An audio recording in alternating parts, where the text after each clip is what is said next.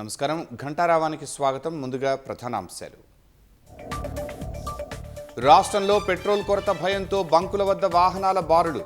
నిల్వలు సరిపడా ఉన్నాయని స్పష్టం చేసిన చమురు సంస్థలు.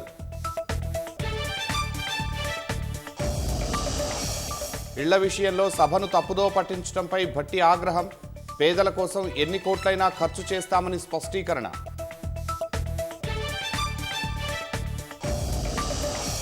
మంత్రి పొంగులేటిపై స్పీకర్ గడ్డం ప్రసాద్ అసహనం. గతంలో సూచించిన డబుల్ బెడ్రూమ్ ఇళ్లపై సమీక్షించలేదని అసంతృప్తి. సిరిసిల్ల నేతన్నల కష్టాలపై భట్టికి వినతిపత్రం అందించిన కేటీఆర్. వస్త్ర పరిశ్రమపై ఉన్న బ్యాక్ బిల్లింగ్ సర్చార్జ్ మాఫీ చేయాలని విజ్ఞప్తి. లెబనాన్లో హెజ్బుల్లా లక్ష్యంగా ఇజ్రాయెల్ భూతల దాడులు. 24 గంటల్లో 33 మంది మృతి. ప్రతిదాడులు చేస్తున్న టెహరాన్.